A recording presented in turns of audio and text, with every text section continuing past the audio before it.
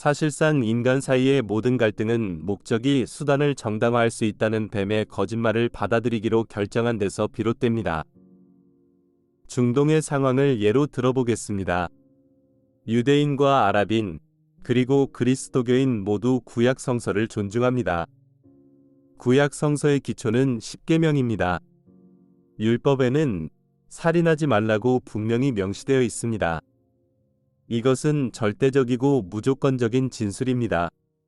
십계명에는 동료를 죽이는 것이 허용되는 어떤 조건도 명시되어 있지 않습니다.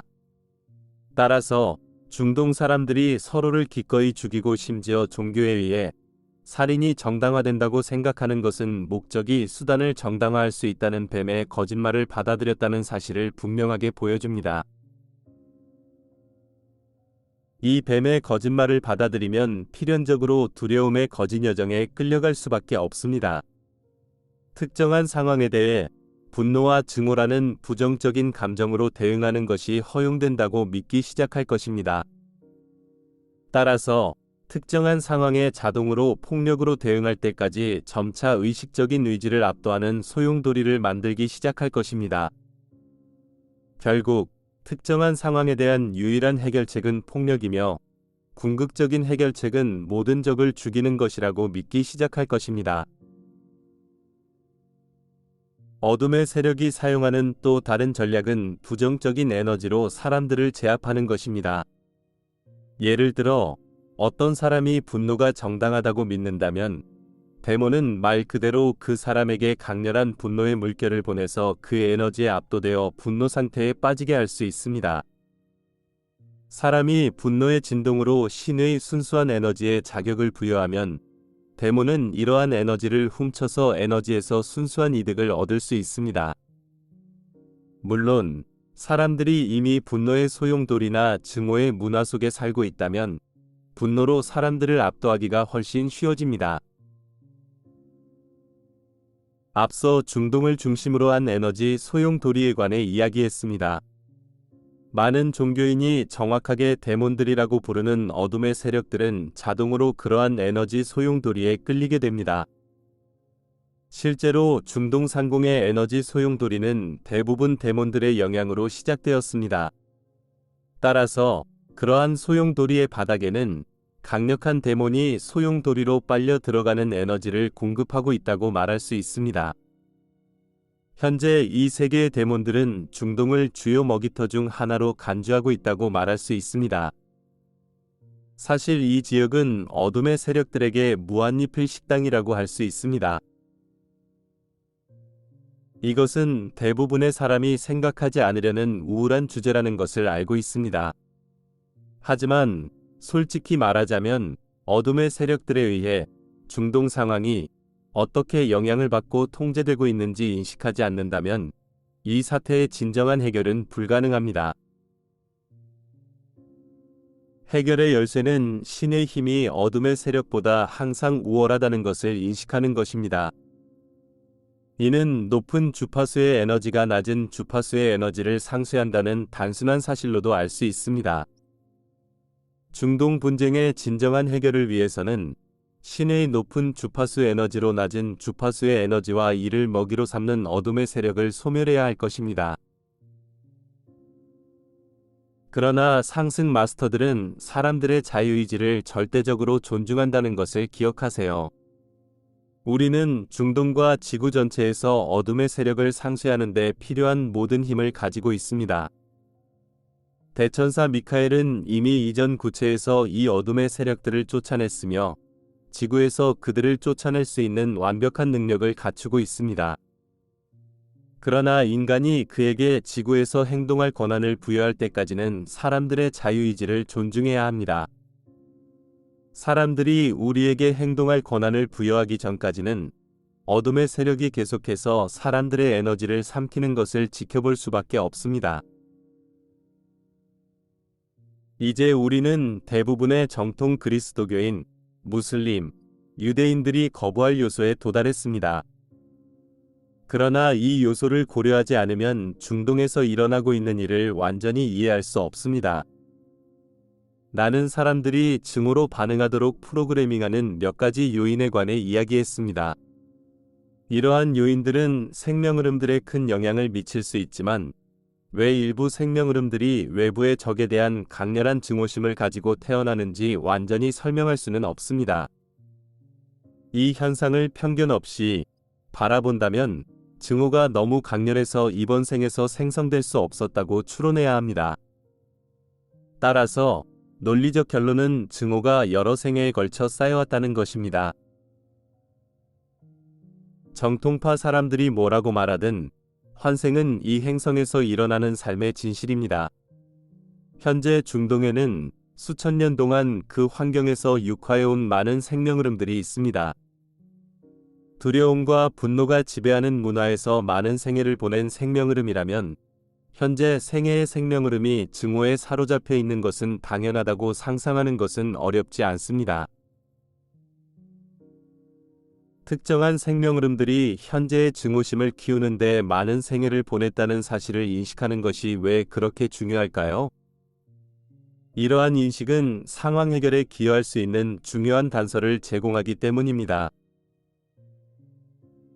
위에서 언급했듯이 지구학교의 목적은 생명 흐름들이 무조건적인 사랑의 여정에 정박하고 두려움의 여정을 떠나도록 선택하는 것을 돕는 것입니다. 생명 흐름이 여러 생애 동안 두려움이나 증오의 기운을 쌓아온 경우 생명 흐름이 이러한 하향 여정을 멈추고 진로를 바꾸려면 극적인 전환이 필요합니다. 그러한 전환의 완벽한 예는 바울이 다메섹으로 가는 길에서 경험한 것입니다. 생명 흐름이 환생의 실체를 이해하고 인정하면 현재 마음의 틀을 비판적으로 살펴보고 그 마음의 틀이 그 사람의 과거 삶에 대해 무엇을 말하는지 고려하기 시작할 수 있습니다. 현재 증오의 에너지가 있다면 그 증오를 쌓는 데 많은 생애를 보냈다는 뜻입니다. 환생의 실체를 이해하면 생명 흐름이 스스로를 되돌릴 수 있는 많은 생애가 주어질 수 있지만 시간이 영원히 주어지지는 않는다는 것을 깨닫게 됩니다. 따라서 증오의 에너지가 강하다면 이미 여러 생애를 통해 그 에너지를 쌓아왔다는 것을 분명히 알아야 합니다. 따라서 기회의 끝이 가까워지고 있다고 생각할 수 있습니다. 그리고 시간이 다 가기 전에 삶을 돌이켜 무조건적인 사랑의 여정으로 나아가지 않는다면 그들은 종착역에 도달할 수도 있습니다.